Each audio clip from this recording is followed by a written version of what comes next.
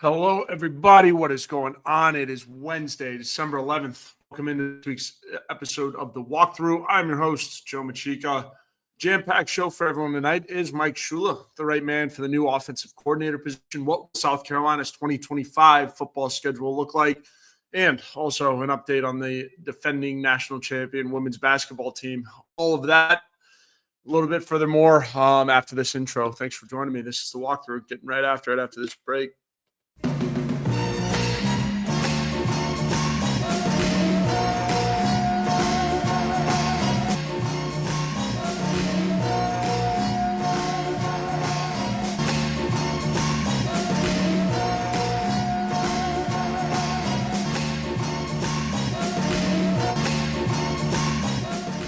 Ladies and gentlemen, it's time for this week's episode of The Walkthrough, presented by the Chief Sports Network. And now, here's your host, Joe Macheca.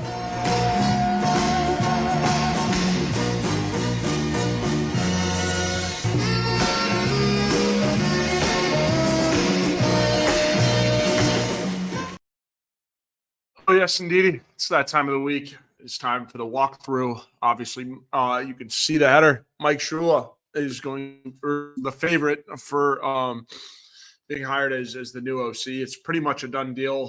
Carolina Titan, is Shula confirmed? Yeah, to my knowledge, it's everything but confirmed. It's signed, sealed, delivered. It's going to happen. Mike Shula is going to be the next offensive coordinator of South Carolina football. So I think it's huge. Yeah, Chris also checking in. Perfect internal promotion. I couldn't agree more. I think Shula's a really, really, really, really good hire at this point in the game. He's the son of the winningest coach in NFL history. Quarterback, played at Alabama, worked all around in the NFL. And, the biggest point with Mike Shula, right, I think, is his development of Cam Newton. He was up in Carolina assisting in the development of Cam Newton. In 2011, Cam Newton had 4,051 yards and accounted for 35 touchdowns in his first year under Shula. Obviously, then Cam Newton went on to win an MVP. And, in similar fashion or similar to what, Lenore Sellers brings to the table offensively, Cam Newton could throw it a million miles, but he also could run as well. And which is why I think he makes, perfect sense for stepping up to be the offensive coordinator. Now, I think there is a little part of me that does think that, Shula was brought on after, the Buffalo Bills didn't retain him on staff in March, right? He'd been with the Bills for a couple of years as an offensive assistant, which I think is huge too, because you look up in Buffalo, what they're dealing with there, it's just another big quarterback that can run with wheels and that could throw in Josh Allen. So I think Shula, especially where he was or where he has been and him helping develop, Cam Newton, I think was huge. And just, again, look at some of the quarterbacks that he's been able to be around these last couple of years and in his last couple stops. It's a no-brainer when you have a Superman-type caliber player like Lenore Sellers and everything that he's been able to accomplish. So, I certainly think, there was part of the phone call was to Lenore. It was like, hey, how do you feel about this? Because this is where our head's at. I think a little bit of it, was you wanted to get your confirmation from your quarterback. But I think, the staff really didn't have to look too hard, or Shane really didn't have to look too hard for his new OC. I think, it was always going to be in-house. So, huge for Coach Shula. Obviously, new opportunity on the SEC stage. It's big. You've got a quarterback that plays very similar to quarterbacks that you've been able to produce in the past. So I think it's humongous. Carolina Titan, nice. Check it in. Queen of the Cox says it really helps retaining the recruits too. They knew no Shula and no Sellers will be happy. Yes, absolutely. Good point here. And it was good to get it done as soon as you did, right? We're sitting at December 11th, shortly after signing day. I know they got Dowell in before signing day last year.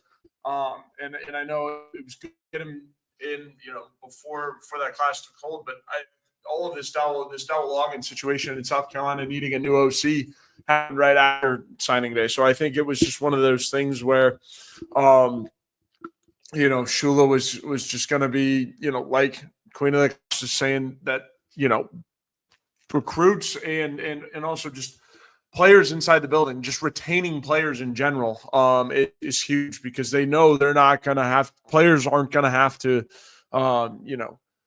play the waiting game. Let's see if they're going to have to like the new offensive coordinator or not, right? Because they know exactly what they're getting with Shula. And so I think there's no waiting game. It speeds things up. It also helps. I mean, I think that, when players can see that there's going to be a consistent force coming back, somebody somebody that, again, that you know what you're going to get from Mike Shula. I think it helps a lot. You've built rapport, you've built relationships up with him to this point. So I think it makes it really, really easy in keeping players in. Carolina Titans, is good thing about this is there will be no distraction. Yeah, zero distraction for the bowl game. It makes it nice and easy. And Shula's been helping with a lot of the play calling this season anyway. So I think it's humongous to get a guy like that, and to have him on staff. Number one was big, but to be able to elevate him to OC was even bigger. And I think shout out to Dowell because Dowell was brought to South Carolina and then found himself a new opportunity. But I think Shula was brought on staff to kind of be this OC in waiting or develop him as an offensive coordinator. Or get him ramped up again to be an OC and really see how he evaluates quarterbacks, evaluates talent, and so far he's surpassed with flying colors, right? I think so. It's a really, really, really good hire. I've always thought that this was going to be the hire for the offensive coordinator spot. It's certainly a no-brainer for me, at least. He just with everything that he's been able to do in that building already. After getting hired earlier in March, I think it just goes without saying that he was going to be the pick. Go outside. Why delay a search when you've got a guy that's certainly capable of doing it and also helped develop your superstar quarterback into what he is right now. So no brainer for sure on Mike Shula. Maddox Smith says honestly we could start 6-0 next year. Yeah, getting into I'm going to get into the schedule here real quick, but it's one of those things where, you have a cupcake schedule to start the year. Now it gets a lot harder, but it does start pretty easy with Virginia Tech and Atlanta, and then SC State. So one thing I did want to talk about before I got into the schedule, though, was the playoff. Right, the playoff is all said and decided at this point. Right. South Carolina's going to the Citrus Bowl against Illinois, who just got smoked by Penn State in one of the last games of the year. Brett Bielema's team, I think South Carolina should win this game pretty handily, depending on. And now as of now, it looks like that they're going to look just fine for the Citrus Bowl in terms of opt-outs. Not sure if anything's going to pop off. I'm not exactly sure, but I'm pretty sure that 95% of your team can be there in Orlando. So that's big news. That's huge. So, or as of now, as it sits on Wednesday, December 11th, you got a while before this bowl game. But again, no 3-loss team makes the college football playoff. Not even Georgia, or I'm sorry, not even Alabama. No Alabama. No Ole Miss. No South Carolina. So Clemson being the 3-loss team, but that was because of the automatic bid. Clemson gets set up with whoever Clemson does wind up having to play is in for trouble, because I think I believe from my knowledge it's the winner of Texas and Tennessee. So that should be a pretty good game. And so, all right, getting into next year's schedule, right? Start with Virginia Tech and Atlanta. And then you've got SC State. I wish I could pull it up here, but I could not find a graphic in time before we went live. But you start with Virginia Tech and Atlanta, which I think is going to be a fun game for Shane. And obviously his father, the place that he coached at. You get a fun little kickoff game in Atlanta. I believe it will be the Chick-fil-A kickoff game, which is huge. And then September 6th, week 2, SC State. And then week 3, Vanderbilt comes to Williams-Brice. I think that's another win. September 20th, week 4, Missouri. You travel to the other Columbia It's a long trip, this early in the season. But again, week 4, you're going to Missouri. Week 5, you play host to Kentucky, which I think should be another win. Things are crumbling over there. And Stoops is having to deal with, the typical you underperform in the middle of the year, you're going to have opt-outs and you're going to have people leaving the program. It's pretty simple. But so, yeah, we'll see what happens with Stoops and everything like that, and just how what Kentucky is going to look like this year. Because, I mean, to me, I have no idea what Kentucky will look like next season. So it's going to be interesting, to say the least. So after Kentucky, you've got a week 6 bye week, right? After you host Kentucky, you've got a week 6 bye, and then you go to LSU to kick off, or your first game in October 11th. You're at LSU playing in the real Death Valley. I don't know why there's 2 of them, but you're going to the real Death Valley October 11th. Then you get to come on home back to Williams-Brice, play against Oklahoma, Shane Baker's former school, place where it was before South Carolina. I think we've run that into the ground at this point. October 25th, after Oklahoma, Alabama comes to town. So you're going to have to do a really good job of managing expectations. When, if in case, OU continues to take a step back next season, Brett Venables, does not have his team where he wants. You got to manage expectations. You got to manage the hype. It's 2 home games, really good opponents back to back. If you get the breaks off of Oklahoma, feel really confident about Alabama, it's not a good thing. You have to remain focused in that little stretch of games. But it's good to have 2 big home games back to back. I think South Carolina's finally getting some love in that schedule. Finally getting some love. With the way things have shaken out, at least so far, right? So Alabama, but market calendars, Alabama's coming back to Columbia October 25th. I think and that just kicks off what will be another week of how the weekend. I'm pretty sure people will do it. I don't know. It was weird how the weekend works. So after that, week 9, week 10, All Saints Day, November 1st. Got to travel to Oxford. Lane Kiffin and Ole Miss. That game that you played against Ole Miss this season was so far early on in your schedule. You were an entirely different team come November, right? And so now you get the opportunity to go show it to Lane Kiffin and Ole Miss in November, right? When you should be playing your best football. Hopefully on the heels of 2 massive wins at home against OU and against Alabama, right? So I would think you would come out focused against Ole Miss, because you gotta go to Oxford, right? So, one hell of a schedule in October. LSU, Oklahoma, and Alabama. Happy Cocktober again. Ooh, spooky, right? But I think so. October's big. You've got November 1st, All Saints Day, right after. You've got Ole Miss. Oh my gosh, that's going to be 2 back-to-back weekends of fun.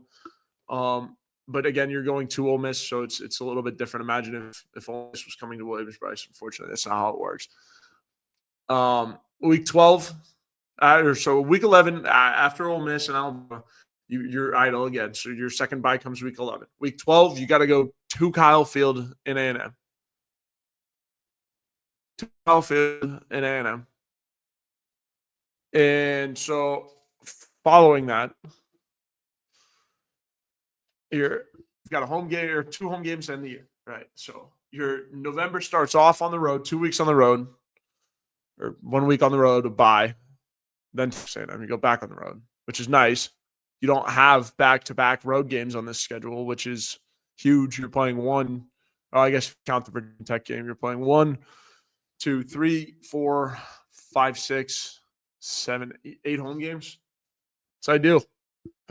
And your long road trips are Missouri. I guess LSU's a long one, but that comes off of a bye. And then Oxford's a pretty long one, but you're home against Alabama the week before. And then before you go way out to Texas A&M, you've got a bye week before that. So I don't know, man. This schedule, the scheduling committee and the SEC has given South Carolina finally a break. Finally given them a break. Maddox said South Carolina could start at 6-0 next year. Absolutely. I certainly could see it with the way that things have gone for this 2025 schedule, at least.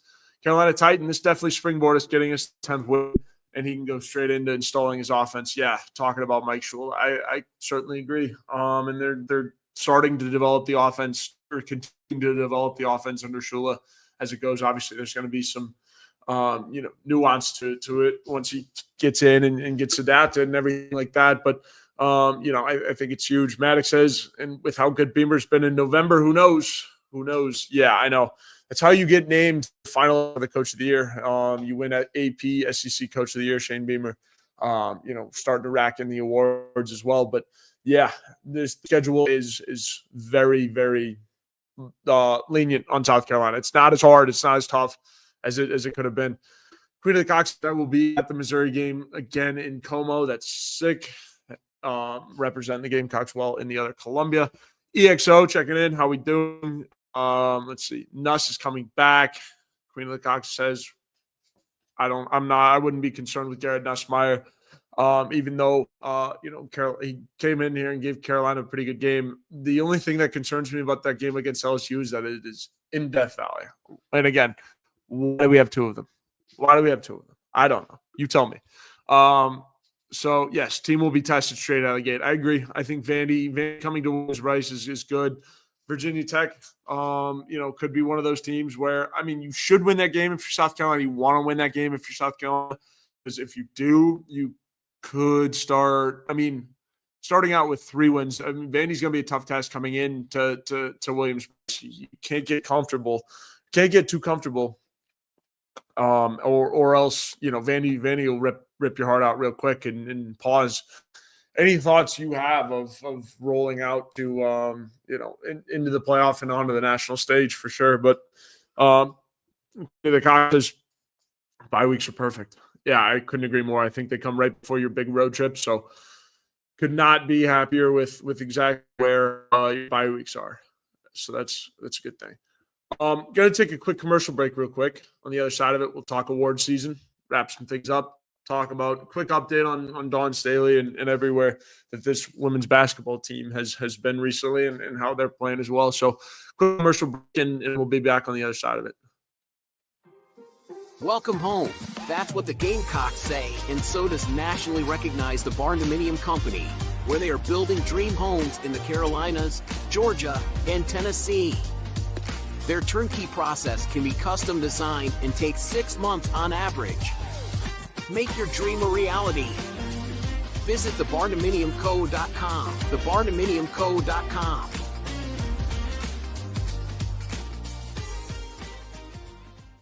I said, oh, Lord Jesus, it's a fire. Ain't nobody got time for that. SC.com. What Right to Bear is we're an association of members across the entire country, and what we offer is we offer legal defense in the event of a self-defense case. Nice. So it's not insurance.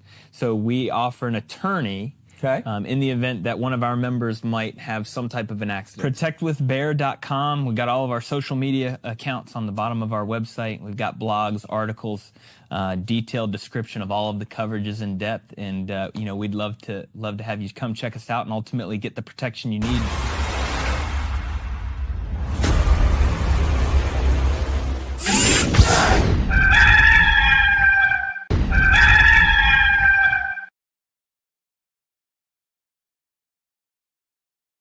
Yeah, shout out to our guys, the Barndominium Resto Pros and Text with Bear, our guy Perry Worth. A lot of fun there. Appreciate those guys sponsoring the show. So yeah, wrapping things up here on this Wednesday night. It is award season. Shane was just kind of running through the middle. South Carolina's been winning a bunch of awards recently, but Shane wins AP SEC Coach of the Year. Humongous award for Coach Beamer and staff. Goes to show that things are starting to trend in the right direction. People are starting to take notice of your program, right? But these are the baby steps, right? When you're starting to win the Coach of the Year, it's like, oh, look at the turnaround. Oh, like look at everything they've been able to do this year. It's new blood, essentially in the water. If you know, like I was talking about last week with the playoff, that this is how you become an old money franchise or old money school in college football, right? Franchise, I'm talking about NFL, but old money franchise, old money school, whatever. Old money like brand in college football. How you do that is by winning the Coaches of the Year, by winning, all of these awards to recognize your turnaround, right? And to be able to point the best of the best, and to be named some of the best of the best starting off or starting the trend of being named some of the best of the best is huge for your program. That's how you reverse, how people see your school on the national stage. And so for Shane to win AP SEC Coach of the Year, huge.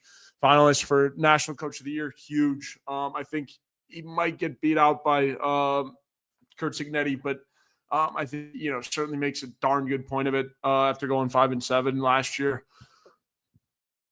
Plain and simple. So I think huge for Shane to win everything that he did. And, Lenore Sellers named AP SEC Freshman of the Year. Just stud. I think, we've talked about on this show how Lenore's could be in the running for the Heisman this year. Certainly is going to be a betting favorite out of the gates. As we start to see here coming up within this next weekend, you'll start to see the early odds for next year's Heisman favorite. I think it's going to be Lenore's. It's huge for him. Kennard won the Nagurski, or I believe the Nagurski. It's Best Defensive Player of the Year. Huge award for him. Also, SEC Defensive Player of the Year, according to the AP. The awards are piling in for these guys. Like I mentioned at the top of the segment, right? Certainly well deserved. Kyle Kennard winning the Nagurski is proof of the Sterling Lucas effect, right? Just everything that he's able to do, being able to pitch Kyle Kennard to come here and say, hey, you're not as good as people are telling you right now. You're not as talented. Let me like work with you. This is where you can improve on your game. You're not draft ready right now. I don't know if those are going to make you draft ready right now. You're not draft, come here and let me elevate your game. Kyle Kennard trusted. And he's winning Defensive Player of the Year. So unbelievable stuff. Defensive Lineman of the Year. So yeah, unbelievable stuff for Kyle Kennard. Speaking of him, first team All SEC according to the AP. Nicky and Warry, first team All SEC according to the AP. TJ Sanders and Rocket Sanders slide in on the second team. Unbelievable stuff there. Coaches All SEC team. Kai Kroger first team. Kyle Kennard All SEC first team according to the coaches. Nicky and Warry All SEC first team. Torcy Simpkins All SEC third team. Lenore Sellers All SEC third team. Rocket Sanders All SEC second team according to the coaches. Huge stuff. And again, it's time for award season, right? And so all of these guys are getting hat tips and nods from all these respective awards. And I to me, I'll echo the sentiment. I think, these guys have, done their jobs. Then in this defense, especially, it's been leaps and bounds of what, a lot of these fans have seen at South Carolina in years past. So to be able to fight like you did, especially down through the tougher part of that schedule, I think it's huge and, sort of deserves some recognition by the national media for sure. So I couldn't, agree more with everything that's flying. And, I think it's good for the team, good for the program. Always good to see guys getting recognized. So absolutely. Well, all right. Appreciate everyone tuning in tonight. Covered a lot of stuff. Again, running the bases here. Football about to wrap up. So women's basketball has a quick little homestand coming up. Against, three teams that they should walk through. We had a humongous win against TCU, looking like the defending national champions of old. Dawn Staley tweeted about practice today. And number one, that's things that stand out to me. It's when does she ever really, tweet about practice or give any info about her practices. But two, I think she's happy about where her team's at. Being able to beat TCU like you did on the road. It was pretty spectacular, and this offense is really coming together. She's starting to learn or starting to get to know her team better, I think is a better way to put it. But she's starting to understand what makes them tick, and also what combinations and what players you need to make things go. So I think Dawn Staley in Gamecock women's basketball is going to be just fine. She said practice notes that our scrimmage, our first and second units played the ultimate competition. Didn't know if it was the practicing for the day or motivation, but baby, any arena in the stratosphere would have been sold out standing room only. So when the team's practicing like that, I think, there's a lot of evidence that they're doing some things right. So the shooting percentages have been up, which has been, the root of their problems recently.